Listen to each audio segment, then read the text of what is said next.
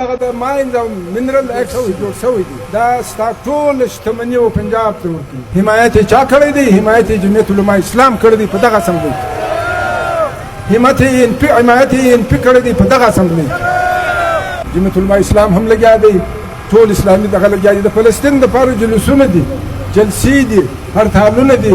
د افغانانو دپاره ولې نه کوي؟ پیسې نشته پکښې، پیسې نشته پکښې. چې پیسې پکښې وي دا یې ګرد حامیان.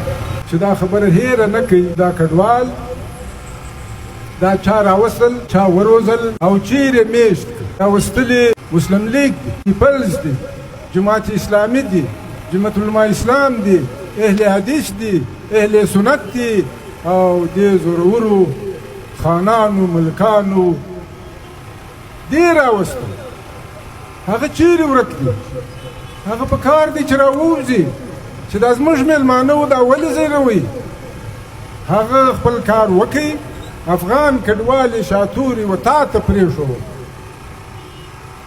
اسلحې وې، راشن وو، پیسې وې، کیمپونه وو. هغه وخت د دوی په کار وو کونډې په وکړې، یتیمان یې په وکړه، مړې په وکړه. افغانستان یې په کمزوري کې، په برباد یې کوي. پښتونخوا ملي عوامي ګوند په دې پوه شوه چې دا نه دوزخ دی، نه جنت دپاره دی، نه د اسلام جنگ دی. دا د افغان ملت او د افغان د ملک په معنا د افغانستان د نیولو جنگ.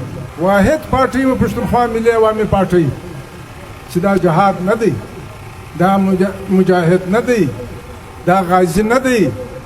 دا د افغانستان بربادي. نو قتل یې هم وروا کړي، یتیمان یې هم وروا کړه، کونډې وروا کړې، په ماجد کې مړي وروا کړه، په امبارګاه کې مړي وروا کړه. د سړک بربادول، د هسپتال بربادول، د سکول بربادول. دا ټول په افغانستان کې اسلام و، دلته کفر و. دا ټول زما سیاسي دا د پاکستان فوج او ضیاء الحق پر یوه ځای کړي. یو پارټۍ وه، ستاسې پارټۍ وه، پښتونخوا ملي عوامي پارټۍ، چې کاکا دا ورور وژنه ده، دا غذا نه ده، دا مړي مه کوئ، دا کونډې مه کوئ.